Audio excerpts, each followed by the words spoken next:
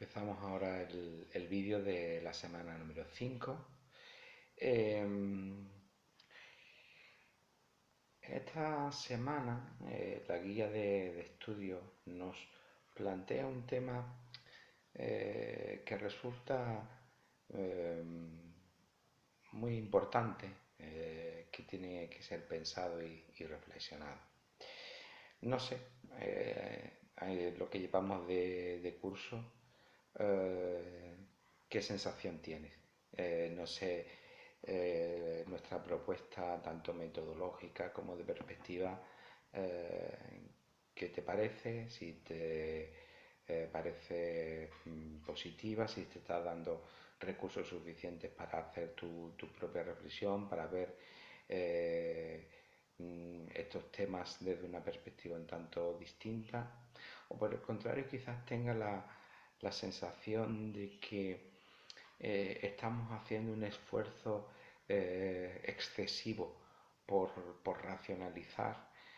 procesos y un ministerio o una práctica ministerial vocacional, que es como es la evangelización o en particular la pastoración general, que quizás entienda que es algo espiritual y que por lo tanto no puede estar considerado dentro de los patrones habituales, ni académicos, ni intelectuales, ni en un proceso excesivo de racionalización. Os digo que no sé cuál será vuestra situación o cuál será lo que vuestras sensaciones a esta altura de curso. No sé si lo que hemos visto hasta ahora quizás te haya llevado a pensar que quizás este tipo de enfoque nos puede llevar a un cierto relativismo, una cierta relativización en la que al final acabemos perdiendo la verdad del Evangelio. No sé cuáles serán vuestras perspectivas y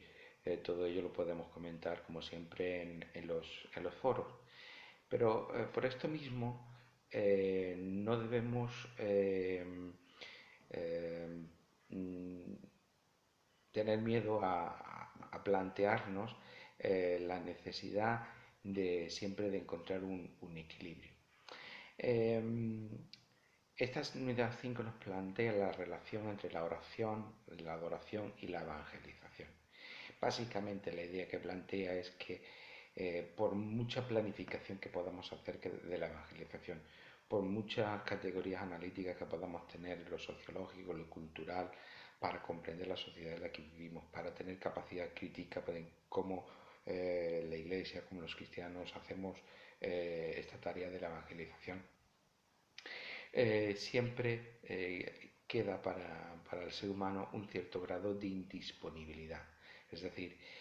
ni lo podemos conceptualizar todo, ni nuestra planificación puede garantizar un resultado final en concreto,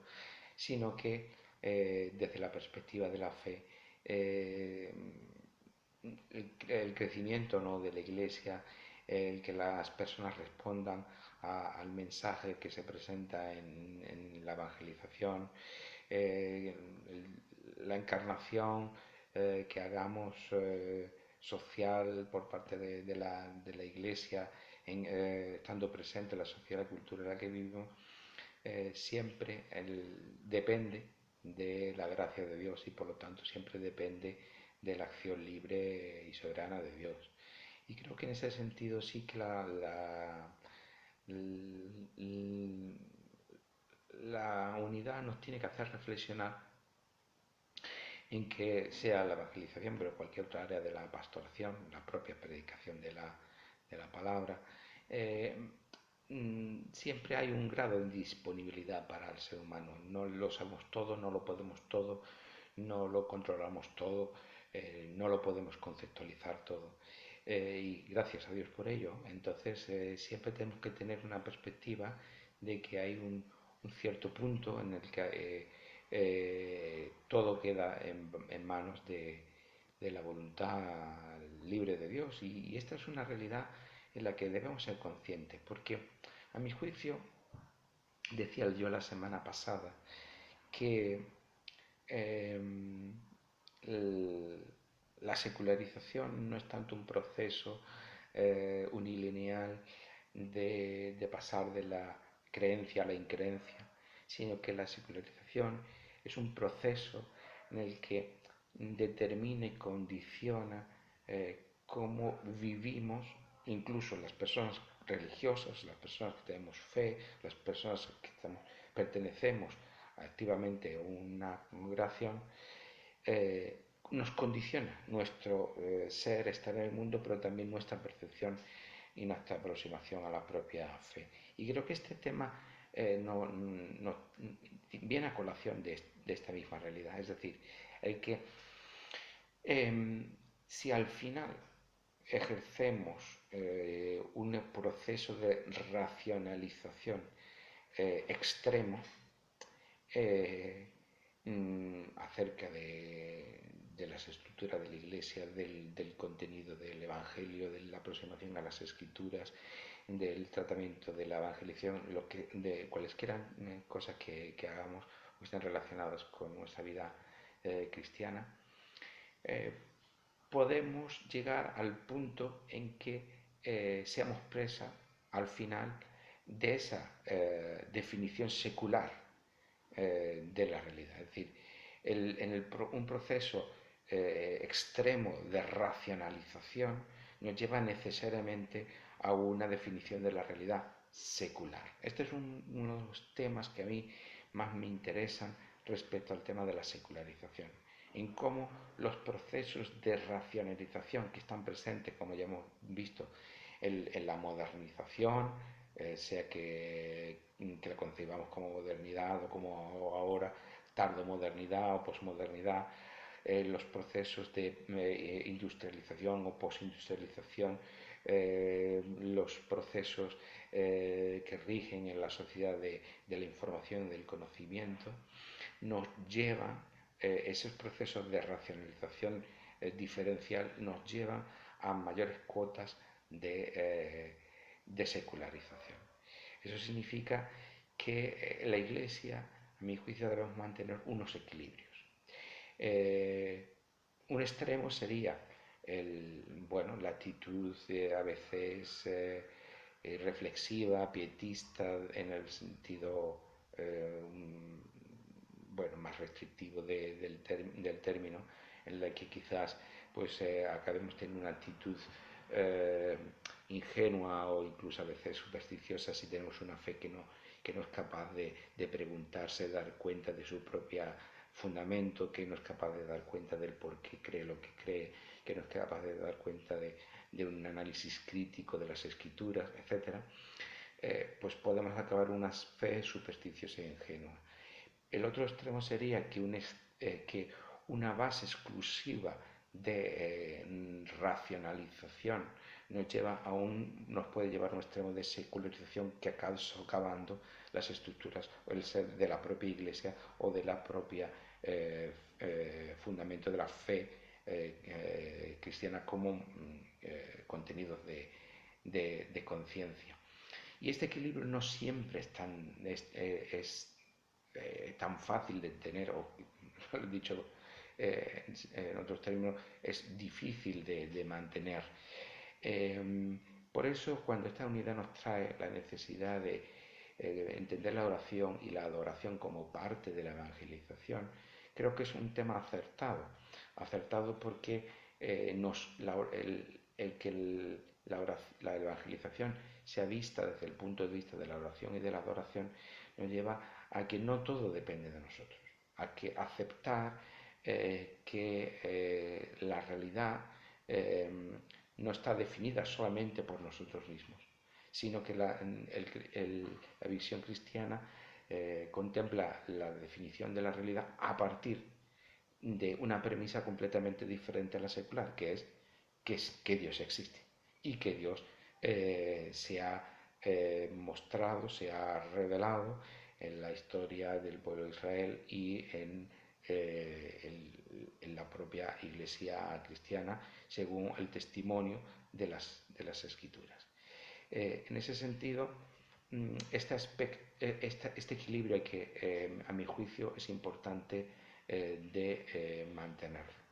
Una cosa que no dije las semanas anteriores es que todos los análisis que hacemos desde el punto de vista sociológico no quitan ni ponen acerca de la verdad última del Evangelio, o la verdad última acerca de la realidad. Que la sociología, tanto en cuanto sociología, en términos generales, o la sociología de la religión, es una ciencia descriptiva, es una ciencia que propone explicar los procesos sociales y culturales, pero que, según el propio Berger, mantiene una actitud, digamos, escéptica respecto a la verdad última de esa fe. De hecho, como ya comenté al principio, el propio Berger tiene libros de perspectiva teológica, de reflexión teológica, y por lo tanto él mismo mantiene que la realidad última, que está, es decir, la realidad que está social y culturalmente construida por el ser humano, tiene un fundamento, una realidad última, y que la verdad de esa realidad última se nos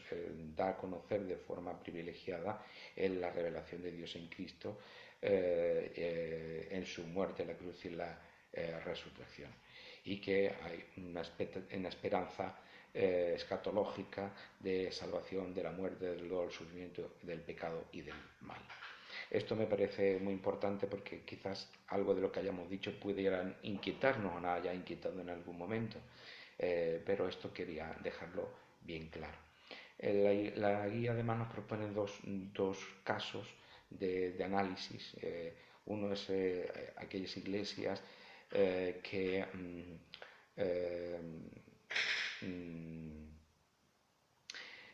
creen o sostienen la necesidad de la guerra espiritual. La guía nos tiene una visión crítica sobre ello. Esto era más típico de los años 90. Actualmente esto ya está un poco, en muchas iglesias ya no está tan presente, pero bueno, todavía evidentemente hay iglesias en las que creen este tipo de cosas. Lo que decíamos la semana pasada acerca de la descripción de la sociedad arcaica de matriz mítica quizás nos sirva para ilustrar un tanto este tema.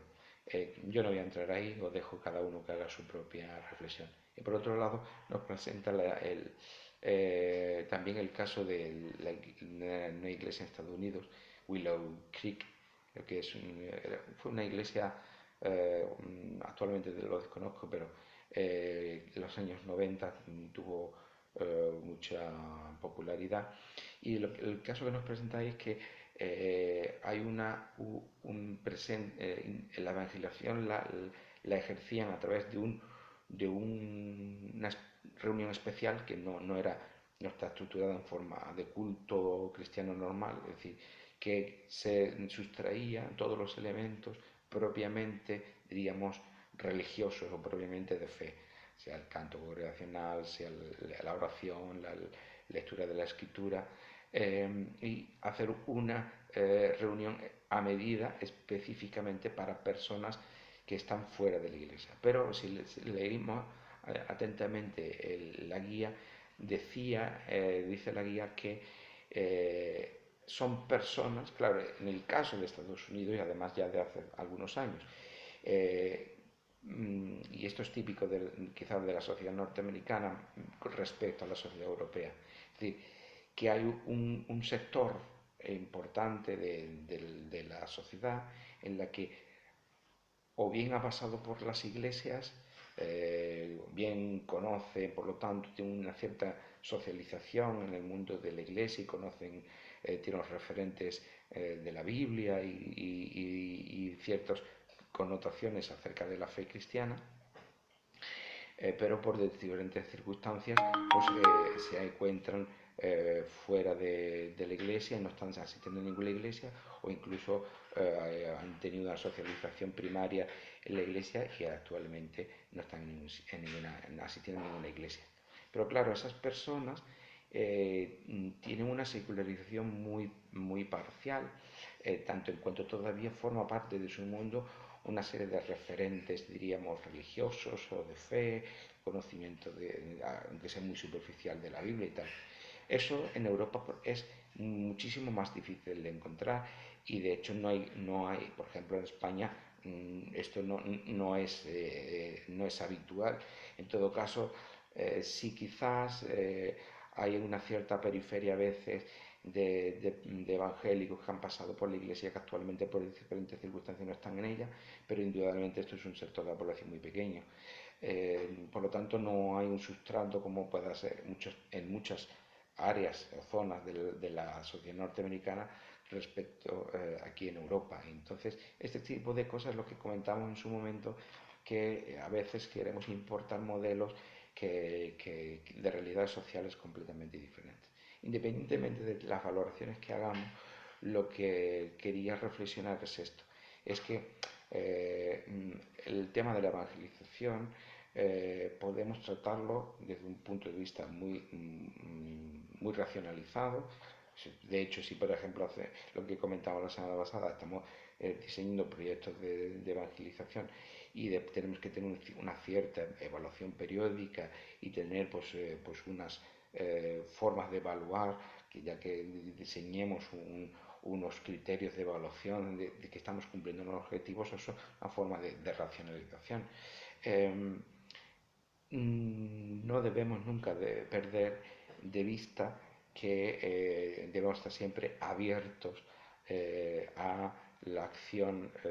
libérrima de Dios en nuestras vidas y que no podemos llegar a un extremo de una excesiva racionalización, porque eso nos va a llevar ineludiblemente a la eh, mm, secularización. Y con esto no quiere decir que la fe no tenga que ser racional. Hemos dicho una cuestión es racionalización y otra cosa es capacidad racional. La fe debe ser capaz de dar cuenta de su fundamentación, esto siempre, pero la racionalización queremos decir llevar a un extremo de la razón instrumental, la razón técnica, que sea la que predomine en las decisiones ejecutivas de las iglesias. Y muchas iglesias se acercan a direcciones ejecutivas como las empresas o las asociaciones o las fundaciones o instituciones paraeclesiales, como las misiones o fundaciones sociales asociadas a las iglesias, funcionan de una perspectiva totalmente ejecutiva, con unos procesos de racionalización igual que si fueran empresas seculares. Pero eso tiene siempre el peligro de socavar la propia fe, tanto en cuanto más y más áreas de nuestra vida acaban siendo presa de esa definición de la realidad secular. Sé que este no es un tema tampoco que podamos resolver fácilmente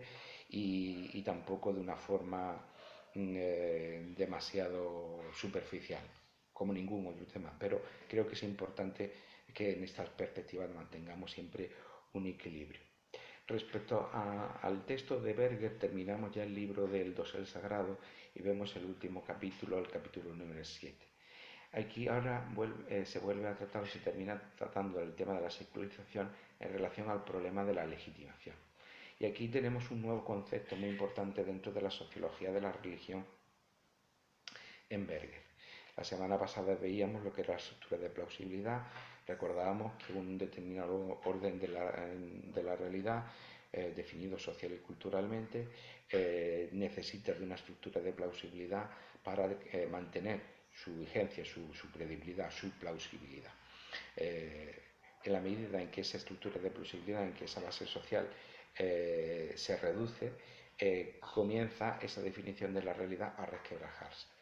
Eso no significa que desde el momento que empieza a reducirse se colapse de una forma precipitada. Esos son procesos a veces largos, pero cuando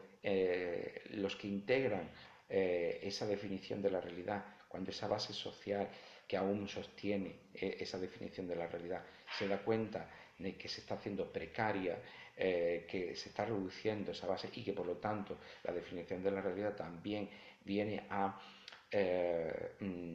socavarse, pues se pone en marcha un proceso que se llama el proceso de legitimación.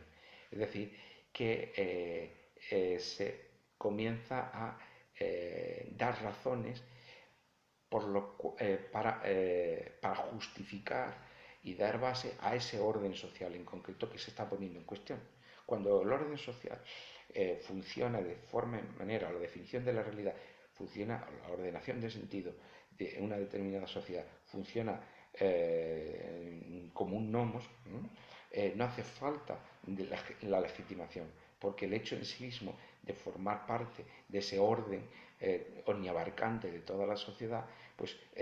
forma parte de lo que llama también Berger el mundo dado por sentado. Es decir, todo el mundo acepta que eso es lo normal y lo natural. En la medida en que se pone en marcha la secularización y ese orden de sentido religioso empieza a socavarse, pues entonces existe un proceso de legitimación. Y para analizar esto, Berger pone el ejemplo o estudia el caso de la teología protestante en los siglos XIX y XX. Y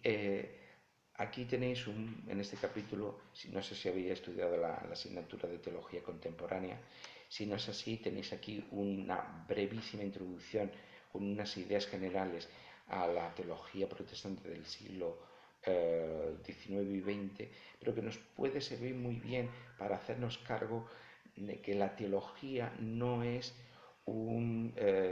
al margen de los procesos sociales ni culturales, sino que la teología está inserta, el quehacer teológico está inserto también en el mundo de construcción social y cultural. De esta forma, analiza cómo el desarrollo de la teología protestante del siglo XIX y XX, empezando por el pietismo,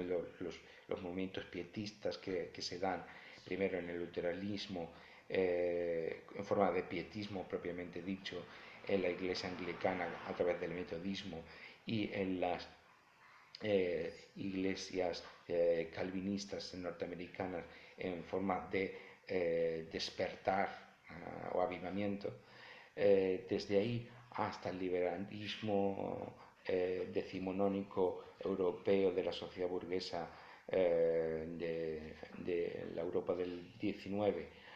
hasta los movimientos de neortodoxia que comienza con Karl Barth en el año de la publicación de 1919 de la carta, el comentario a la carta a los romanos, del que por cierto este año se cumple el 100 años, el primer centenario, hasta después la pérdida de plausibilidad del propio movimiento neortodoxo hacia ya pasada ya la posguerra, los años 60. Todos estos procesos o estos movimientos teológicos no se desarrollan solo en función de lo que las personas de una forma idealista o abstracta piensan, o los teólogos de una forma idealista y abstracta piensan, sino que son respuestas adaptativas a procesos también sociales. En la medida que la secularización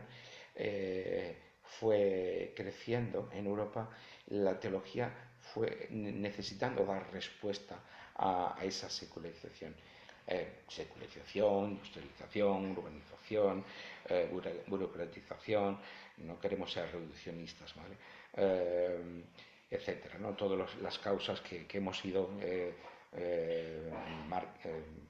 reseñando en el proceso de la secularización. Por ejemplo, no podría haber habido, pues como decíamos, pietismo, ni metodismo, ni movimientos de avivamiento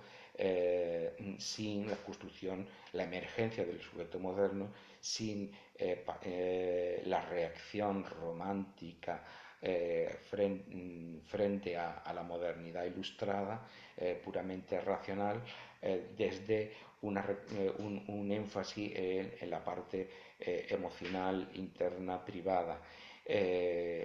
Y por lo tanto, por ejemplo, estos movimientos no eran movimientos reactivos respecto a la situación premoderna, sino en realidad eran movimientos muy modernos en el sentido más estricto del término. Y a veces este tipo de cosas las perdemos de vista. Igualmente, el liberalismo decimonónico tenía su estructura de plausibilidad precisamente en la sociedad europea burguesa y era una adaptación precisamente a las necesidades estructurales de esa sociedad. Cuando se produce el estallido de la Primera Guerra Mundial, se produce la gran conmoción de esa Europa que se creía civilizada, instruida, en la que era la cumbre de la civilización y en la que era capaz de exportar su modelo de civilización a todo el mundo. Eso entra en crisis, por lo tanto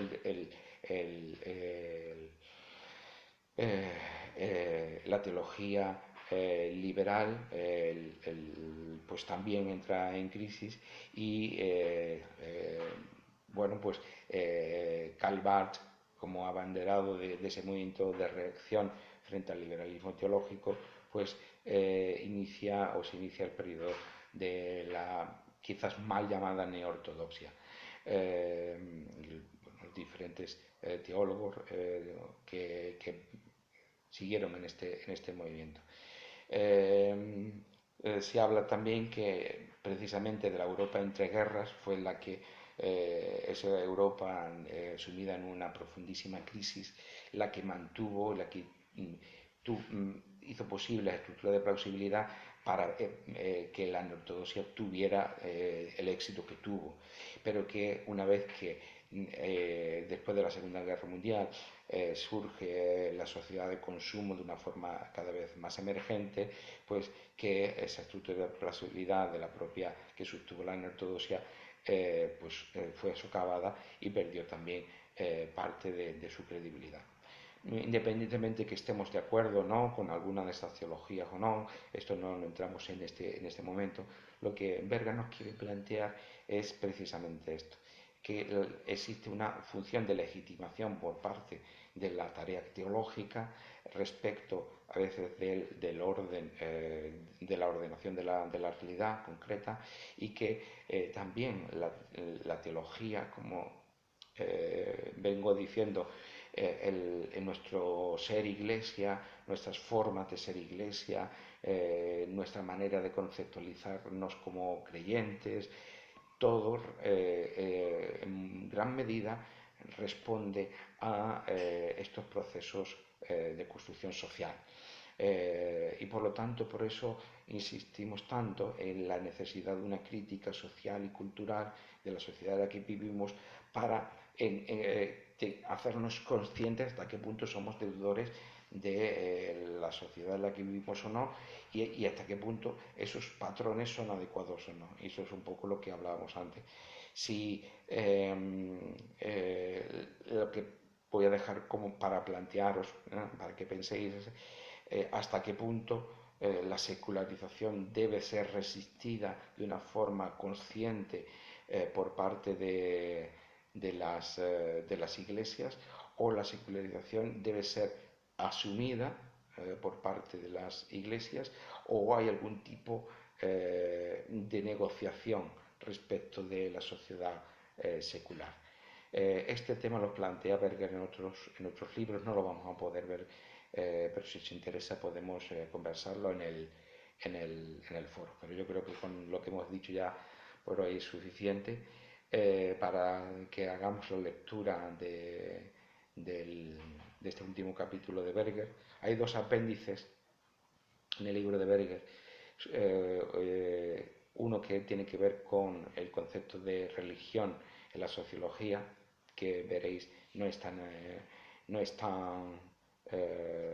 obvio como parece, y por otro lado, el otro, ese si queréis lo podéis leer o no, si tenéis tiempo o no, esas son lecturas complementarias, no las voy a pedir. Si tenéis tiempo y tenéis interés podéis leerla. Y el otro apéndice es la relación de la sociología y de la teología. Este tema lo comentaba yo un poco al principio de este vídeo, eh, eh, hasta qué punto la sociología es ayuda para el teólogo y hasta qué punto es crítica del propio quehacer teológico. Este es un tema también muy interesante. Lo tenéis ahí en el apéndice del libro. No es muy largo, si tenéis algo de tiempo y os interesa lo podéis leer, y si queréis comentarlo o hacer referencia a las actividades o los trabajos, pues bienvenidos sean, pero totalmente voluntario. No quiero sobrecargaros con demasiadas cosas. Yo creo que con lo que hemos visto por hoy es suficiente. Que tengáis buena semana.